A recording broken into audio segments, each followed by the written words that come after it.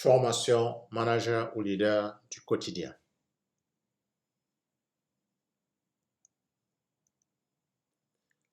Alors, dans cette formation relative au manager ou leader du quotidien, nous avons traité dans le grand 1, êtes-vous manager ou leader? Dans le grand 2, il a été question du manager ou leader, l'importance de motiver ses équipes. Dans le grand 3, manager ou leader, comment tirer profit de la délégation.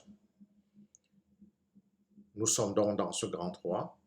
Dans le grand 4, nous verrons manager ou leader, comment mener les entretiens de management. Alors, manager ou leader, comment tirer profit de la délégation. Alors, qu'est-ce qui va se passer? Il faut mettre l'accent sur les résultats et non les méthodes. En d'autres termes, lorsque vous déléguez, laissez la possibilité aux bénéficiaires de la délégation de vous apporter les résultats. Peu importe, n'est-ce pas, les méthodes qu'il a utilisées pour aboutir au résultat. Ce que vous attendez, c'est que le résultat soit au rendez-vous. En mettant l'accent uniquement sur les résultats, vous permettez à vos collaborateurs d'adopter le style qui leur permet le mieux d'atteindre les objectifs à eux assignés. Il s'agit ici de renforcer la mobilisation et les compétences de ceux qui bénéficient ainsi de la délégation.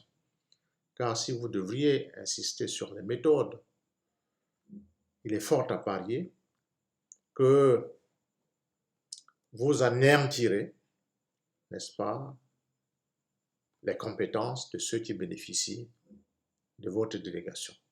Ce qui est important, ce sont les résultats attendus.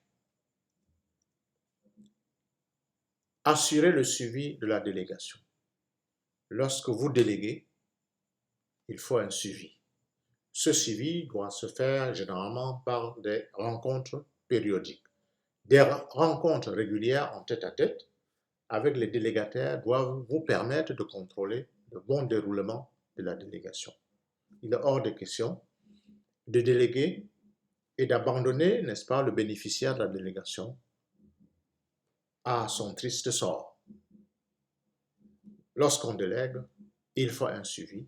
Et donc, le meilleur moyen de suivre, c'est des rencontres.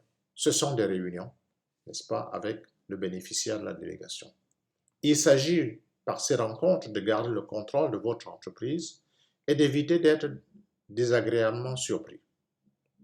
Oui, lorsque vous ne contrôlez pas et vous attendez seulement le jour où on vous apporte les résultats, il est fort probable que vous soyez confronté à des désagréments parce que le bénéficiaire de la délégation n'a pas fait exactement ce que vous attendiez de lui.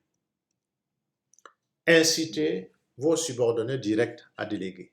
De même que vous déléguez, incitez ceux qui travaillent avec vous de déléguer. Vous devez pour ce faire apprendre à vos collaborateurs comment déléguer. Il s'agit de développer dans l'entreprise l'esprit de responsabilisation.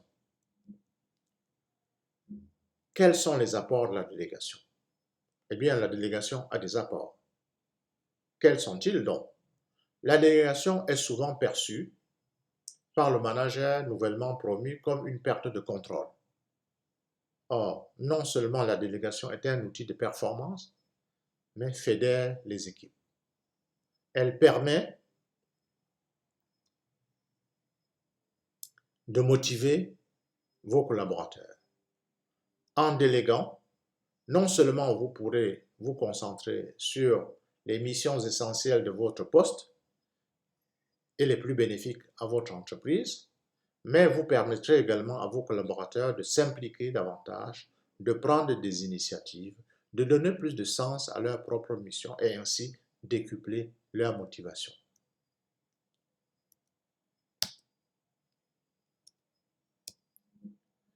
Maîtrisez votre temps. Sur le papier, votre temps est bien réparti. Vous organisez vos journées de façon à être efficace et à avoir une vision des projets en planifiant à court, moyen et long terme. Ça, c'est de la théorie. Car en pratique, vous pouvez rapidement vous retrouver rattrapé par les tracasseries quotidiennes et les problèmes, plus ou moins envahissants, qui surgissent sans prévenir. Vous focalisez sur vos priorités.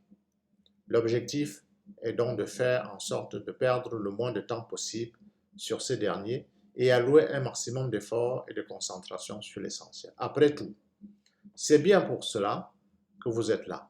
Confier ces tâches non stratégiques à une personne de confiance et compétente pour ce type de mission vous permettra de vous concentrer sur votre mission première, à savoir faire marcher votre entreprise dans le bon sens et au bon rythme afin de contribuer à l'essor global de votre entreprise et lui permettre de continuer à se développer.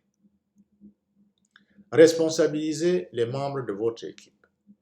En déléguant, vous insufflez un sens de responsabilité à vos collaborateurs, entraînant une valorisation de leurs compétences, une motivation accrue et une notion de sens dans l'effort fourni. La roue vertueuse est en mouvement. Merci pour votre écoute.